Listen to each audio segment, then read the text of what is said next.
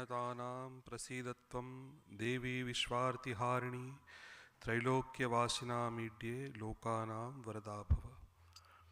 ॐ सहना भवतु सहनौ भुनक्तु सह वीर्यङ्करवावहै तेजस्विनावधीतमस्तु मा विद्विषावहै।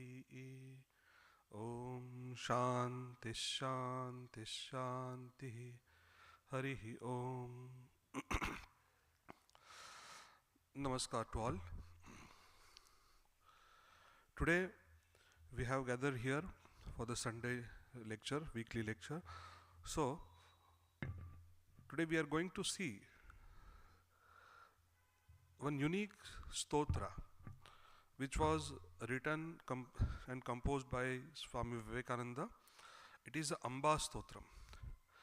You know, Swami Vivekananda was having various aspects. So in that, in his personality, the aspect of poet was very strong. He was a great poet.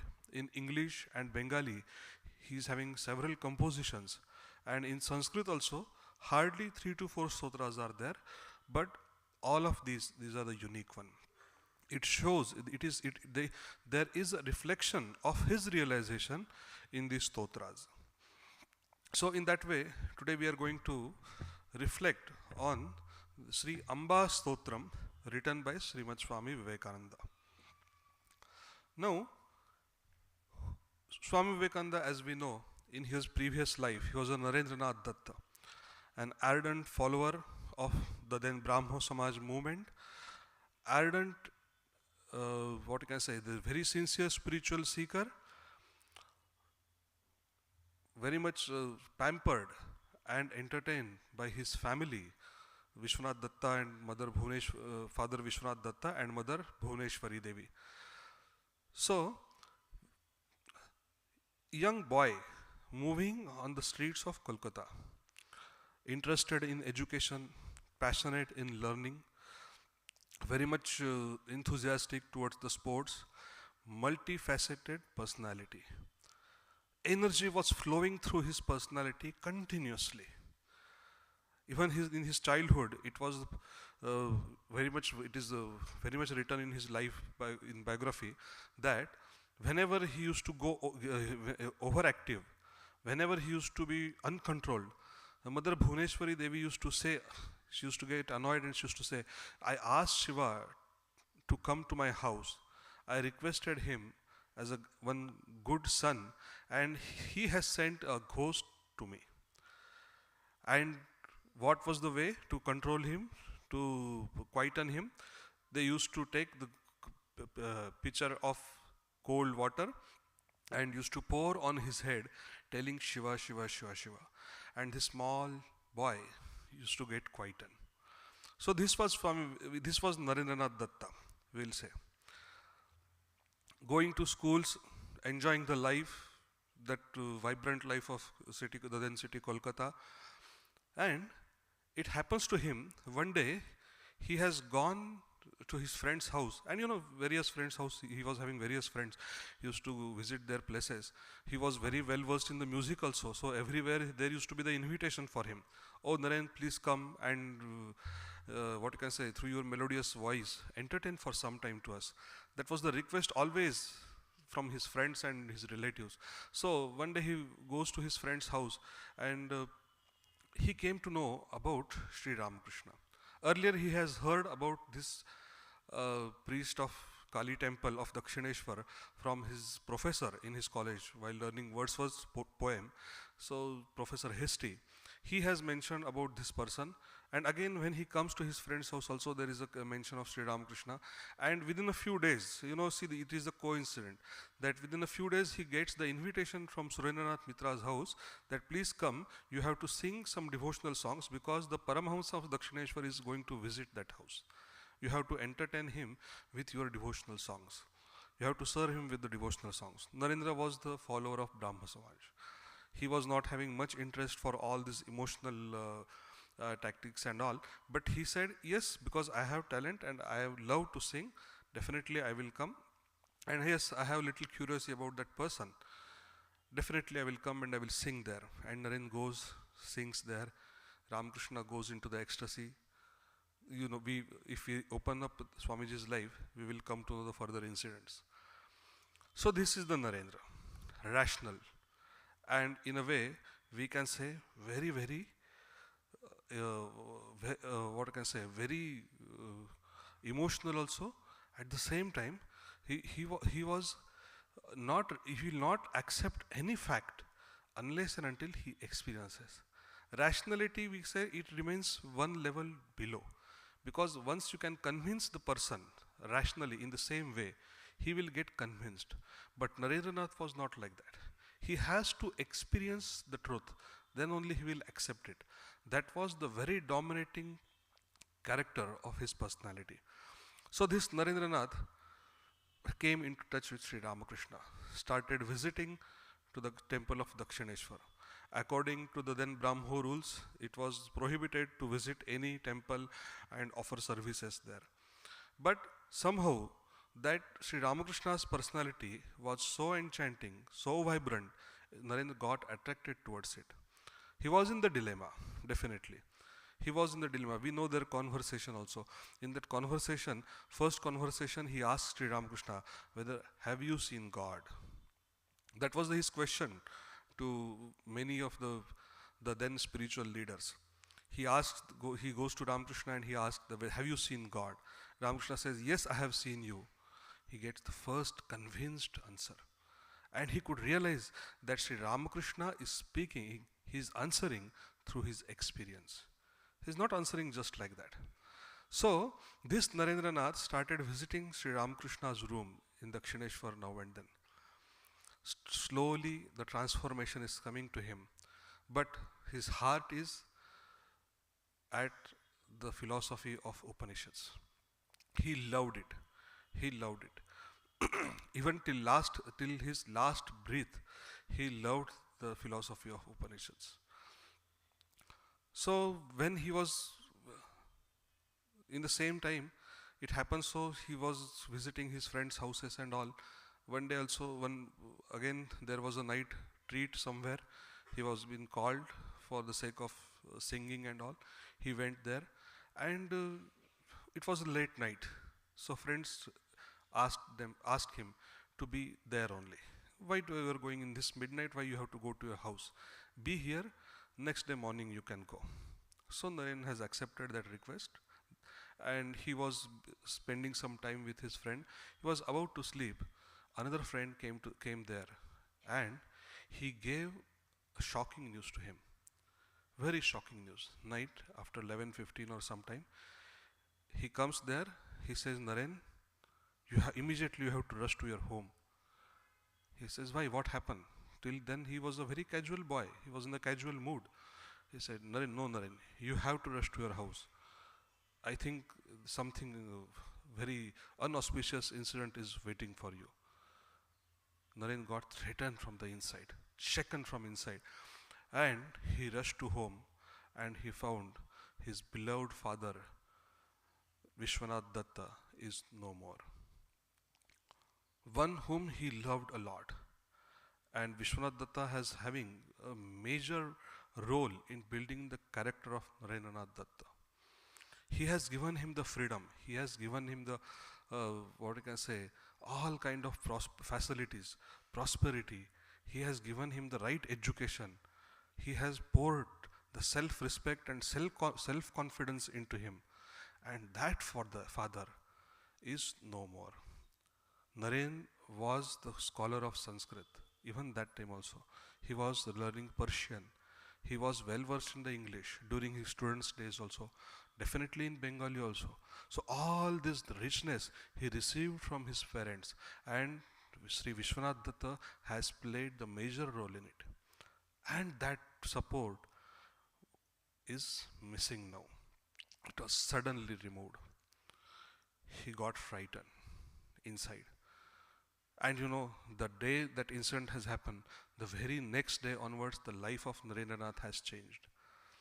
Narendranath started trying to understand, he was willing to find out what is the property left, what the money is there, because suddenly that responsibility has came on his shoulders to look after his brethren and mother, widow mother, look after the household, a 16, 17-year-old young boy, where he can go? But he has to move out of the house. So far he was moving for his hobbies, for his friends, for his enjoyment, for his passion. But now he has to move just like a beggar, asking for some income, asking for some job, for help.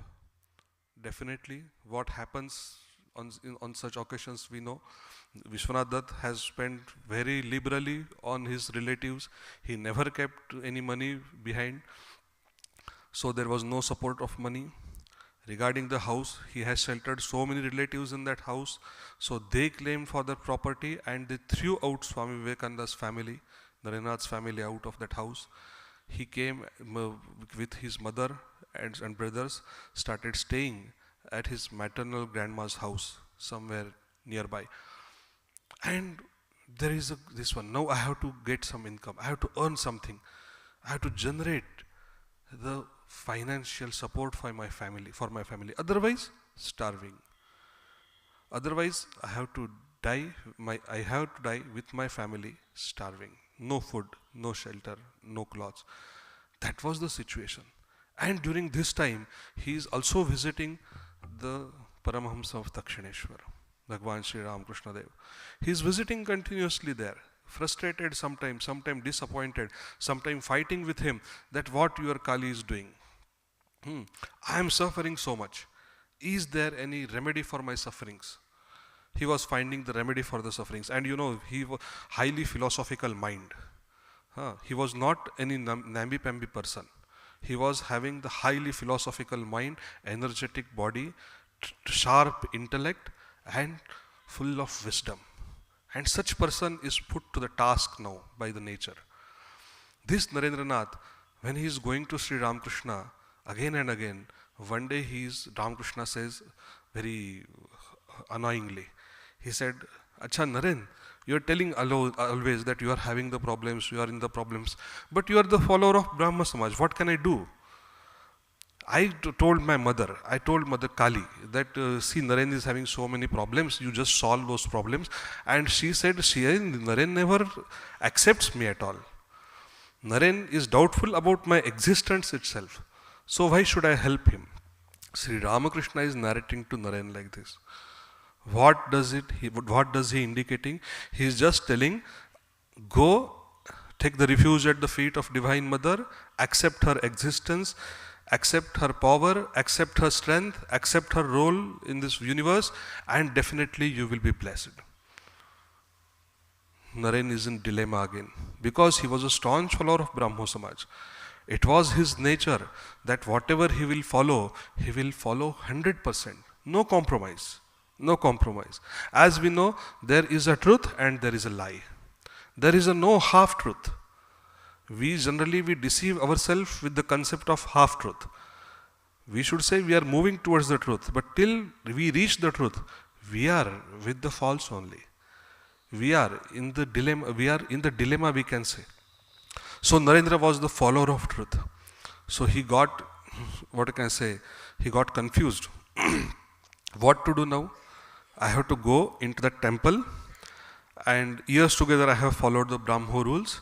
I have denied the idol worship, and I have to stand in front of that idol, and I have to request that idol for my betterment, for the betterment of life, my mother, my brothers, for the whole family. I have to pray in front of that idol.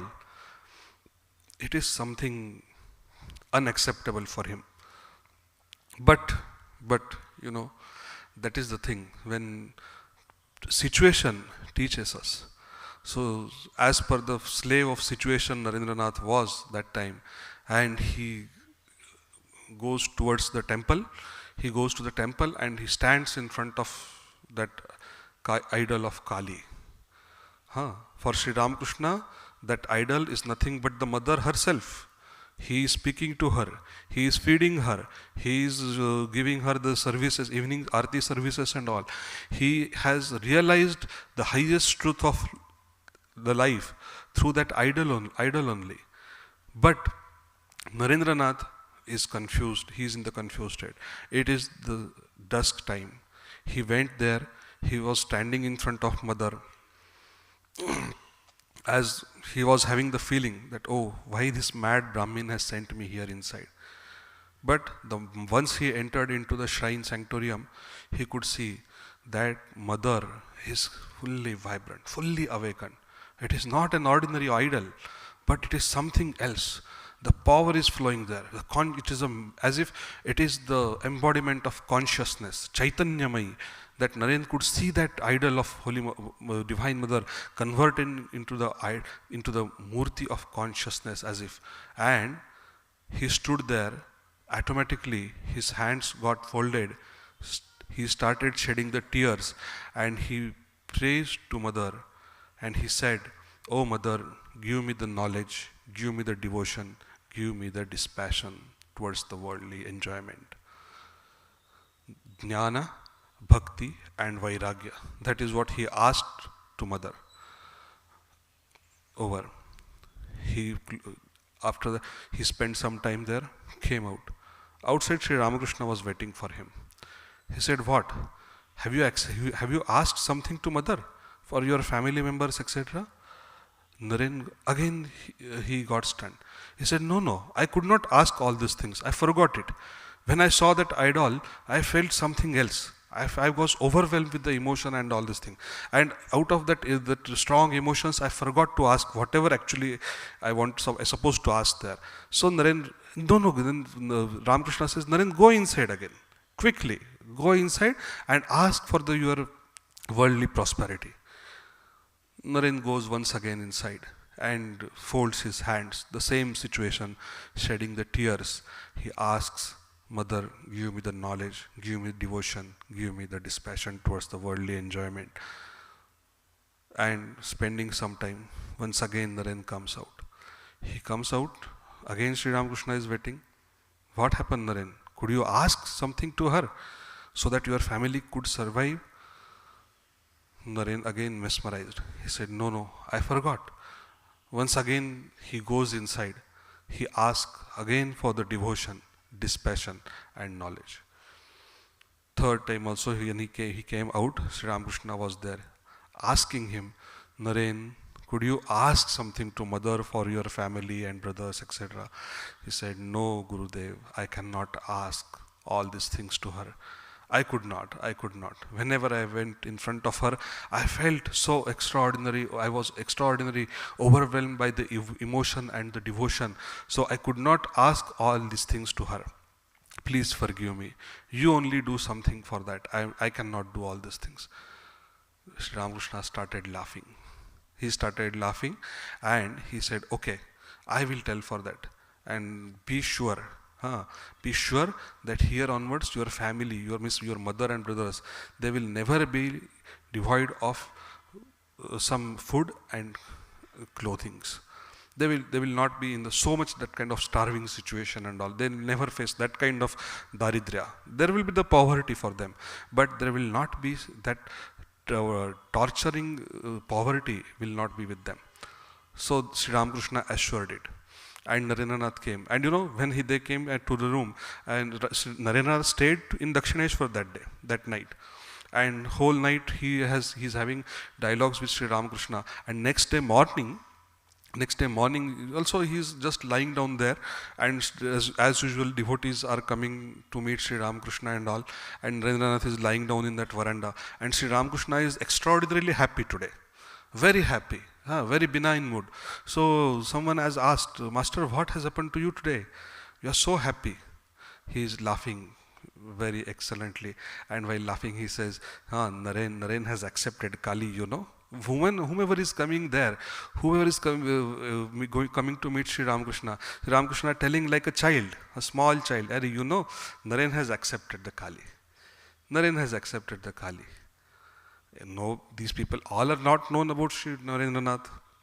Few of them, they knew that he is very close to Sri Ramakrishna. Few of them, they knew that he is a very arrogant boy who is the ardent follower of Brahmo Samaj. And even the people who are coming to Sri Ramakrishna, for them also he keep asking the rational questions and all these things. Sri Ramakrishna, we revere him so much as a great incarnation of the God or the God man and all. For to him also he keeps putting some rational questions and all. And he is that kind of arrogant boy. And for that boy, Sri Ramakrishna is so happy today. Naren has accepted Kali. In Bengali, it is a wonderful prayer, this one. He said, Sri Ramakrishna says, Naren Kali meneche. Naren has accepted the Kali's power. So that day onwards, that was the day when onwards Narendranath started accepting the existence of Kali, Mahamaya. So that Narendranath Datta, afterwards he became Swami Vivekananda. We know more or less about his journey. He has written the stotra on the Divine Mother. So he has written one more stotra on Shiva also. You see, Swamiji has written very few things on his own, but they are the masterpieces.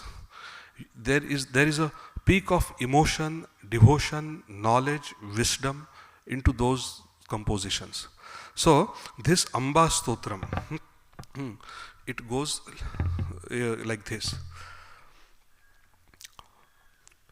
Katvam shubhe shivakare sukhadukha haste aghurunitam bhavajalam prabalormi bhangaihi shantim vidhatumiha kim bahutha viphagnam matah prayatna paramasi sadaiva vishve. O benevolent mother, in your two hands are the happiness and sorrow. See, she is a benevolent. She is the noble mother. And how is she? She is having left and right hand, Mahamaya. In that, in one hand there is a happiness. In one hand there is a sorrow. One hand happiness, we are searching eternally for that happiness. We are in the search of that peace. She is holding in one hand. Another hand, she is holding the sorrow, the sadness. We are afraid of it. Always we are afraid of it. So the mother is like that. Then, who art thou? Katvam.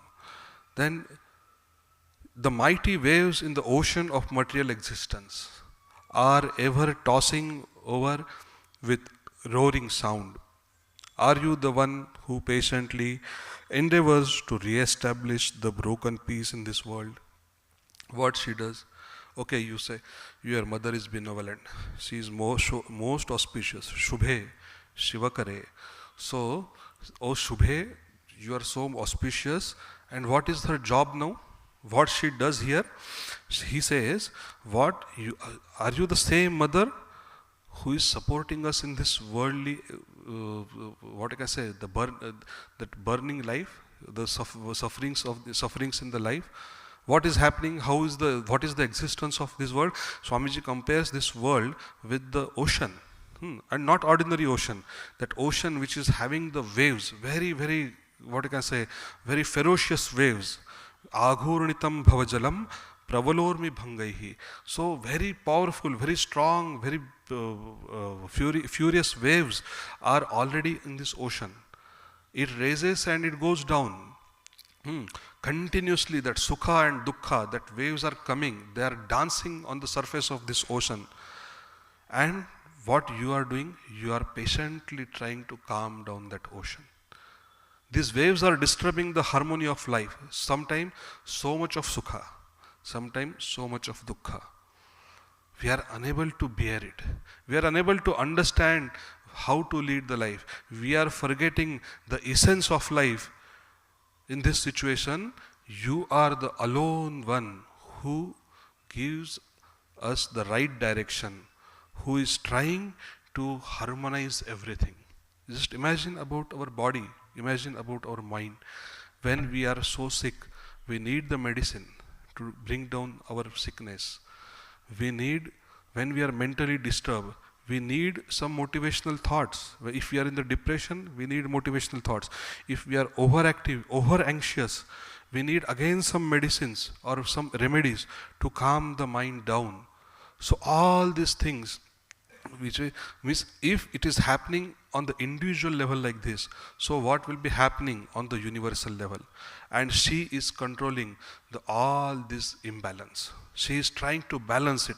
She is trying to bring harmony everywhere. That is what her major role. That's why Swamiji looks at the mother as a controller of this universe, controller of the creation, and working unceasingly, unexpectedly. That is her major quality. Who art thou? That's what he says. Katvam Shive Shubhakare Sukha Dukkha Haste. Swami Vivekananda was having tremendous fascination for Shakti Puja. After moving all over the India as a Parivrajaka in penniless, he understood that the reason of deterioration of India, the first reason, first primordial reason which he found there was the insult of Shakti. We have kept our women in darkness, in slavish condition, and that we never respected them for hundreds and thousands of years.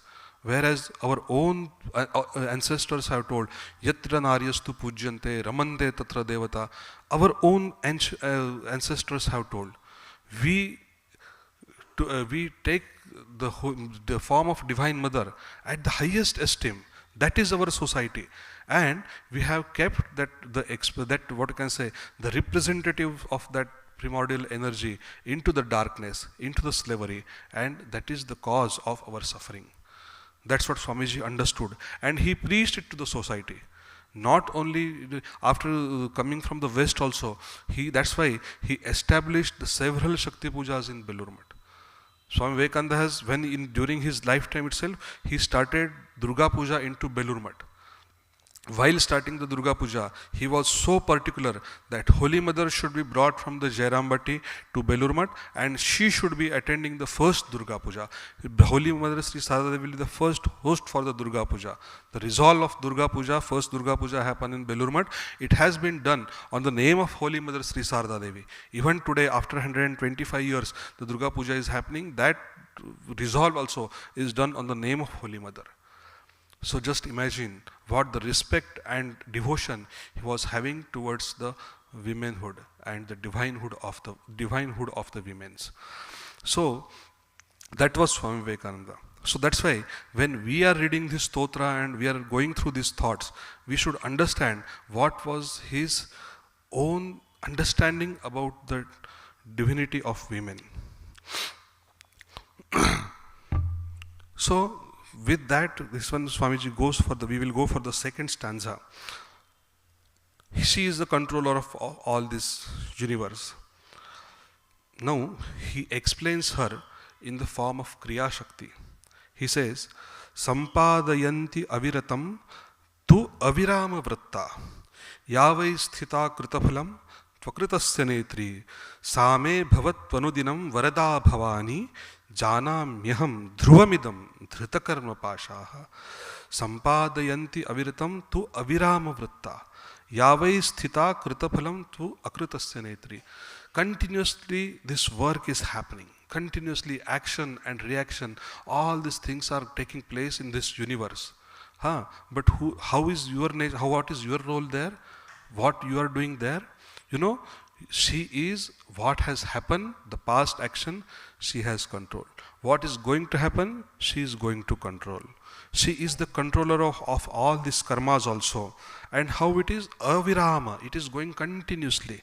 Unceasingly it is going on. And you are also continuously you are busy with this action and reaction, controlling the action and reaction.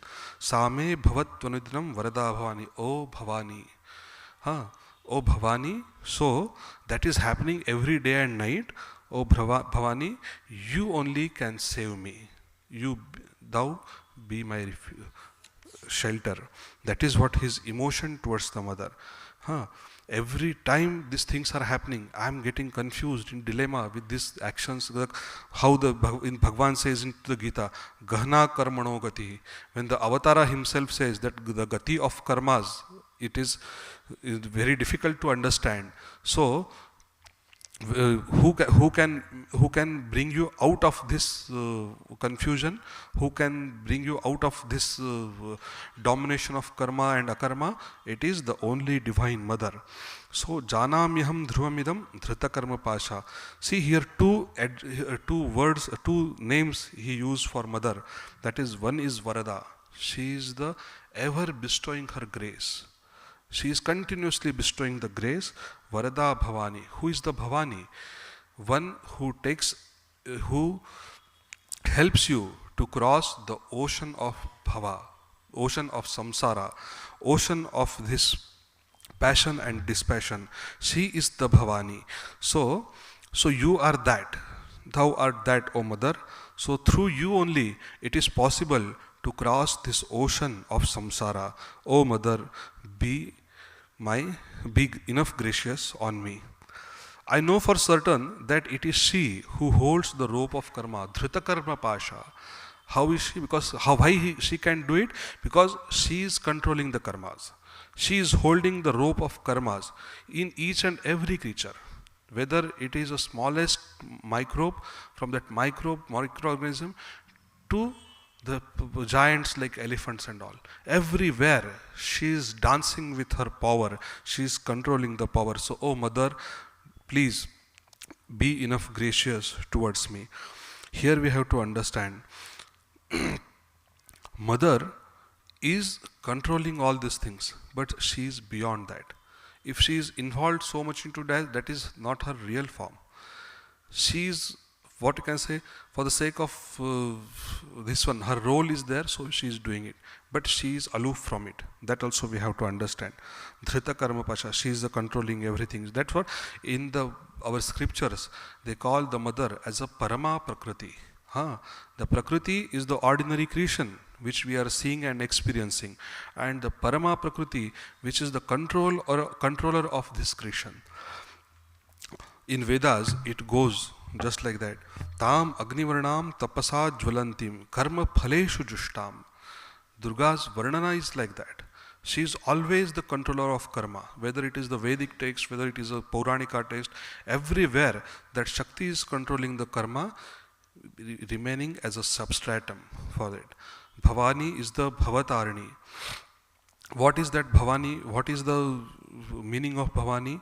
Tam Durgam Durgamam Devi Durachara Vighatinim. We are losing this balance because of Durachara, because of unauspicious acts, unnecessary actions.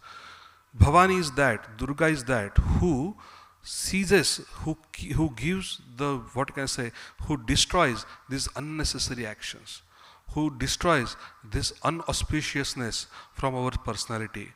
Namami bhavabhitoham samsararnavatarni. That is the Bhavani. Oh Bhavani, you are the samsararnavatarni, who takes us across the ocean of this samsara. That is the Bhavani. And telling all these things, Swami Vivekananda in second stanza, he gives a wonderful description. Jana myaham dhruvamidam. Jana myaham dhruvamidam dhrita karma pasha. I know this truth. I am convinced about it. Janami aham dhruvam. I am completely convinced. What? That the rope of karma and akarma, it is in your hands alone. It is only in your hands. This I have understood. And not understood, I am convinced about it. That's why I am requesting you. That's why I am praying you. Oh mother, be gracious on me. Jana mihamidam dhrita karma pasha. Here we can see the real experience of Swami Vivekananda. Just connect in the beginning of lecture, I have told you the incident. Is it not? The Narendranath begging in front of Holy Mother, in front of Divine Mother. Dhrita karma pasha. So, Swami, he is writing these words through his experience. Through his experience. So far we have seen she is the controller of Kriya. She is the Kriya Swarupini also, but beyond that also she goes and she is the controls the Kriya. Then, while these actions and reactions, there is the little higher step to that. That is the Ichha. When there is a Ichha, then only there is a kind of movement. From the will comes the action. So she is the Ichha Shakti Swarupini also. And Swamiji praises the mother by addressing her as an Ichha Shakti. The next stanza. Kova dharmaha kimakritam kah kapala lekhaha kimva drishtam phalamiha asti hiyam vinabhoho. Ichha pasher niyamita niyama swatantraihi yasya netri bhavatu sa sharanam mamadya. O mother, let the Devi be my eternal shelter. How is she? Why she should be your eternal shelter? Without whom there can be no dharma, no adharma. Writings of fate or karma, prarabdha. We call it prarabdha, fate. There is no existence of all these, and whose free will appears like natural laws to us out of ignorance. We are ignorant. We feel that out of clouds comes the rain. Out of sun comes the sunlight and everything is flourishing and everything is growing and all these things. But remember, all these things are happening because of her and her will alone. Her will alone is the dominant. Her will alone prevails. That is what Swamiji's experience. That's why without her existence, without her interference, without her support, there is a no dharma, there is a no adharma. There is a no prarabdha, there is a no law of karma, and what all these natural rules you are thinking, we keep telling. See, Swamiji has studied all the darshanas, he has studied all the philosophies. We say of many materialistic philosophies, they are not willing to go beyond the existence of nature. They say it is happening naturally. It is happening naturally. It is happening out of the, what you can say, the orderliness in the nature and all these things. So beyond that they don't want to go. But Vivekananda answers here them. He says, no, it is not like that. There is a Shakti. There is a power. Again, who is controlling all these things. So that's why Ichha Pasher Niyamita Niyama Swatantrehi. We are thinking, all these rules, through the natural rules, all these things are happening. When the winter goes and summer comes, summer goes and rain comes. It is happening according to the nature's law. But he say, this is again our ignorance. These laws are established into the nature by the Mother Divine. That is what Vivekananda says here. In Chandi it comes very wonderfully. While explaining the Divine Mother's nature, how is she? Rogana Sheshana Pahamsi Tushta, Rushtatu Kaman Saklan Abhishtan, Tvamashrita Namna Vipannaranam, Tvamashrita Hyashrayatam Prayanti. All these diseases, all these happenings in the world, what is the good, what is the bad? You are alone the controller of it. And that's why those people who take the refuge at your feet, there is no vipada for them. There is no calamity for them. There is no adversity for them. And what happens? Not only that after, if you take the refuge at the feet of Mother, it is not only that your calamities are removed and all these things, but you become the one who gives the ashraya, who becomes the refuge to the people who are suffering. That is the greatness for the devotee of Mother, Divine Mother. He or she cannot remain quiet. He or she becomes the caretaker for the rest of the creation. That's why through her Ichha, all these things are happening. Seeing a natural law is our ignorance. Behind all these things, thou art the real controller of the nature. We have to understand this. Even the nature, even these laws are controlled by you. We will go to the 4th shloka. Santanayanti jaladhim janimrityujalam sambhavayanti avikrutam vikrutam vibhagnam yasya vibhutaya iha mitashakti palaha nashrittam vada kuta sharanam vrajama. All over this entire samsara is expanded the inconceivable energy of Devi as the net trap of birth and death, which is destroying and illusioning even the best of souls. Tell me, with whom shall I seek refuge other than she?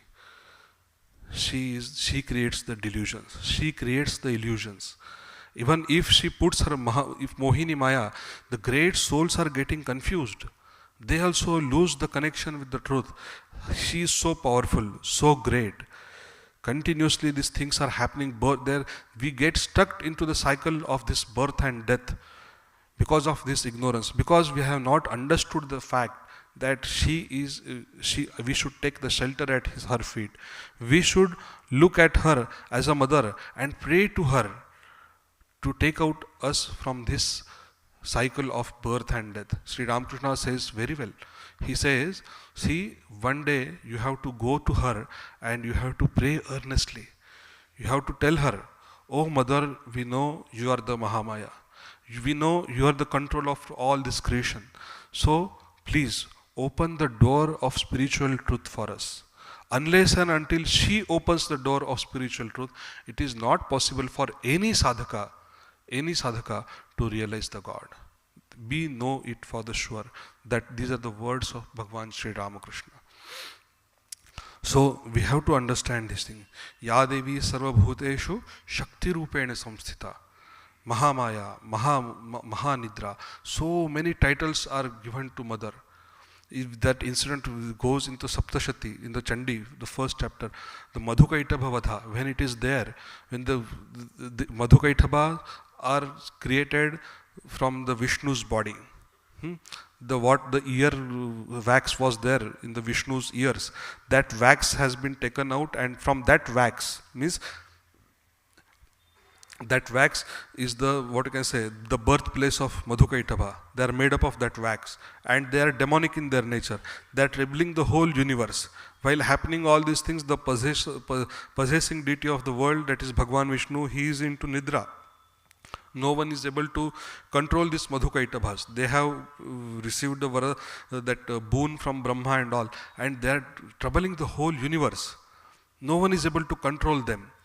While doing this, all deities have understood, now we have to go and we have to pray Bhagavan Vishnu only.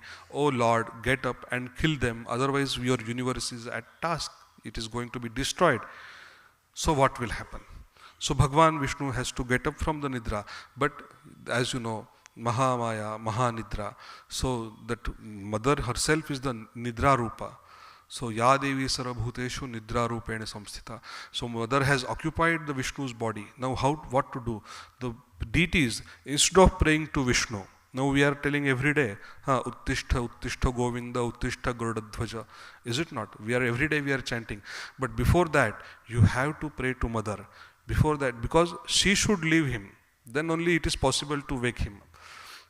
So Mother, they go and they starts praying to Mother Yoga Nidra, that Tvam Swaha, Tvam Swadha, Tvam Hi, Vashatkara Swaratmika. So like that the praise goes, and then Mother get pleased with that praise, that stotra, and she slowly she leaves the Vishnu, she comes out of Vishnu's body, and then Vishnu is awakened, and this Devata mention all these things to Vishnu, and Vishnu takes care to kill Madhukaitabha. So Mother, the role of Mother is very prime, very prime. We have to understand that.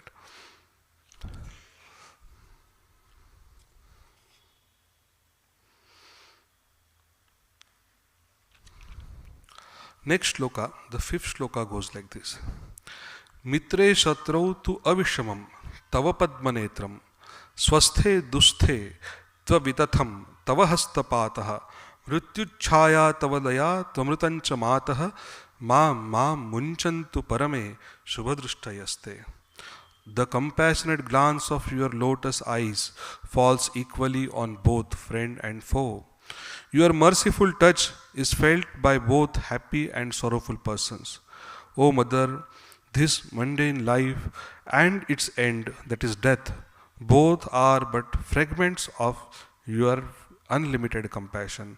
O Mahadevi, do not remove your purifying glance of compassion from me. Here, in this shloka, Vivekananda is explaining the another form of Mother, that is a Krupa Rupini, Krupa Shakti. Bhagwan is having so many aspects. God is having so many aspects. One is his Ichha Shakti. One is his Kriya Shakti. Third is his Jnana Shakti, we call. But here, Swamiji mentions about the another aspect of his personality, that is the Kripa Shakti. We say, oh Lord, be gracious on me. That grace is the real nature of God.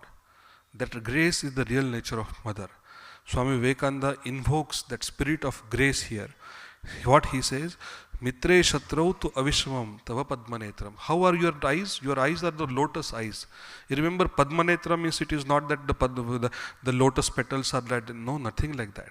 Where lotus is bloomed into that clay. In all kind of this uncleanliness also, if it is there, even then lotus blooms there. It blooms and it remains untouched with all these nasty things. And your eyes are like that. Padmanetram. It won't see the fault of anyone. That is, you can very much compare with Holy Mother. Holy Mother, she says, no, if you want the peace of mind, don't find the fault with others. See your own faults. See your own faults. No one is stranger here. The whole world is yours. That is how her nature is. She is not fault finding like us. Her eyes are not fault finding. Her eyes are not meant for fault finding. What she does, her eyes are only meant to look at you graciously. That is the purpose of her eyes. That is the purpose of her eyes. So, swasthe dusthe, we are in the trouble or we are in the happiness. We are leading we are in the pleasure, pain and pleasure. Everywhere you are looking at us with the mercy, with the grace. It is everywhere, wherever tava hasta pataha, you're always, your touch, your hands, your touch, it is always soothing to the worldly people, to all the creatures. Those who are seeking spirituality, for them also. Those who are seeking the worldly matters, for them also. That's why we can see all over the world, everywhere we can see some or the other way, people are the fond of Shakti Puja. They always look, because whatever you want, the first answer is Mother. You have to go to her. Without her touch, without her interference, nothing happens. That's why that motherly form, it is nothing but the form of Kripa. That out of her Kripa, she takes that form. Kripa Rupini. Swamiji, seeking Mother's permission, when he is supposed to go to the Western countries, he moved all over the India penniless. Many kings, many great political leaders, social leaders, so many friends he could gather, and everywhere they have appraised Swamiji's ideas. They have applauded Swamiji's personality. And few of the leaders of, few prime friends of Vivekananda, they suggest Swamiji to go and attend this World Religious Parliament. They say, yes, Swamiji, you have to go and you have to represent the Hinduism there. And Swamiji is in the dilemma. Should I go? Sannyasa Dharma, you should not cross the ocean. The basic idea of Sannyasa Dharma is that you should not cross the ocean. One of the basic rules in the Sannyasa Dharma.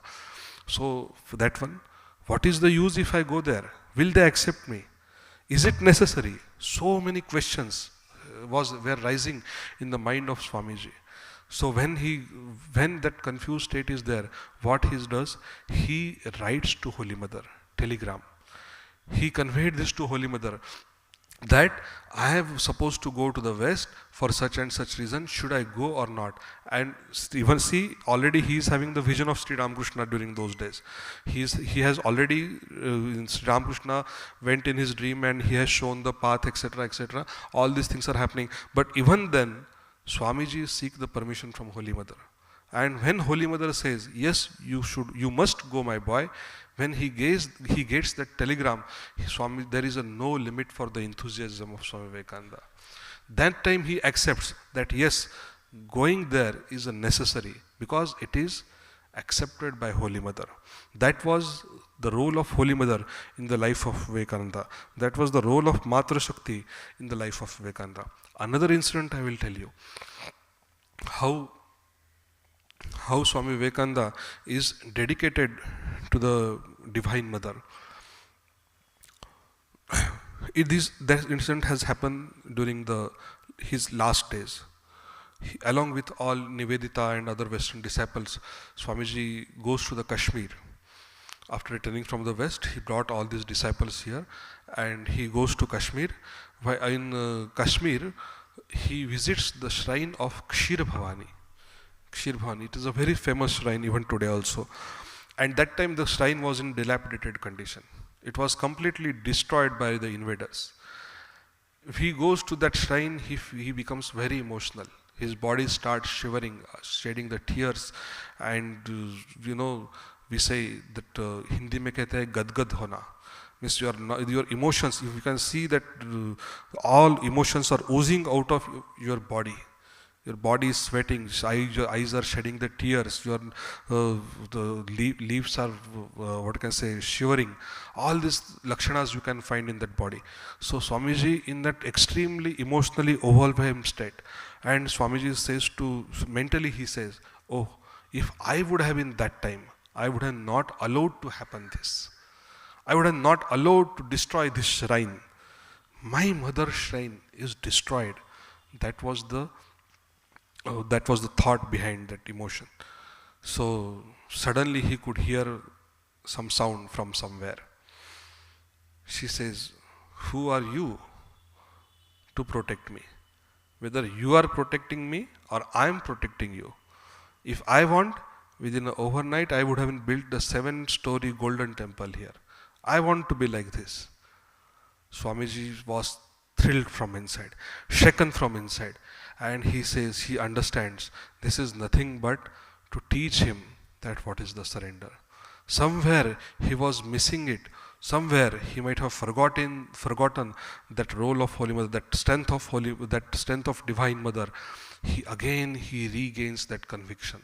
What the conviction earlier we have read in the earlier shloka, Jana miham dhruvamidam dhrita karma pasha. He understands, he experiences it wholeheartedly. He accepts the mastery of the Divine Mother, and from there he leaves the place. The 6th shloka is that Kamba sarva kvagrananam mamahina buddhehe dhartum daurbhyamiva matir jagadeka dhatrim Sri sanchintya sucharanam abhaya pratishtham seva saraihi abhinutam sharanam prapadde. There is a huge difference between my actual mother and these insignificant praises that I am singing in her name. Again, you see the level of Vivekananda's emotion. He says, all these things I have told you, I have mentioned in this stotra, but all these praises are actually, my mother is actually different from all these praises. She is beyond all this. She is least bothered about all these praises and blames and etc. etc. As if I am trying to embrace her, embrace the creator of this cosmos with the small arms of a child. He imposes the childhood on himself. He says a child is going to embrace the whole cosmos. Is it possible? It is impossible. That is how describing her nature in these small praises, it is impossible. I seek the shelter of that mother on whose lotus feet does Lakshmi meditate, and below which is the abode of the rare mukti. The Lakshmi meditates on whom? She meditates on the feet of this lotus feet of this Divine Mother. And below that divine, why she meditated? Because that is where there is the mukti, the actual moksha. It lies at the feet of Divine Mother. The Bengali saint poet Ram Prasad, he says, and how it happens? When you start thinking of her lotus feet, you get established into the fearlessness. Sri Ram Prasad has very beautiful song, bhajan. He says, Abhay pade pran sopechi. Abhay pade pran sopechi. I have dedicated my mind at the Abhay pada. Her feet, it is nothing but the Abhaya pada, and there I have dedicated my mind forever. So he is suggesting us that you too dedicate your mind at her lotus feet and be fearless. Be fearless. This is the Swamiji's personality. Again, we have to see Swamiji, as I told you, he was the rational, and whole life he has discussed the philosophy through his realizations and all. But even then, at the same time, even then, he is so dedicated to Mother. His devotion to Mother is something extraordinary. Something extraordinary. Sri There is, Swamiji himself said, and even other direct disciples of Sri Ramakrishna used to say, Sri Ramakrishna is the Jnani covered with the veil of devotion, and Swamiji is the real devotee covered with the veil of Jnana. So here we can see the upsurge of his emotions. Seva sare rabhinutam. This word is also very, this one. Why? The truly worshipped through service. This is the very great aspect of Swami Vivekananda's philosophy. Swami Vivekananda wants to worship the God through service of humanity, through service of creatures. He never looked the service down.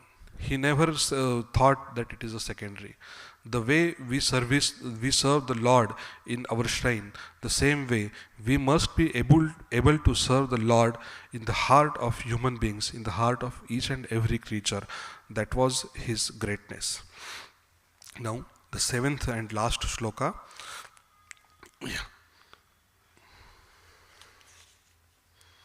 Yama chiraya vinayati atidukha margaihi.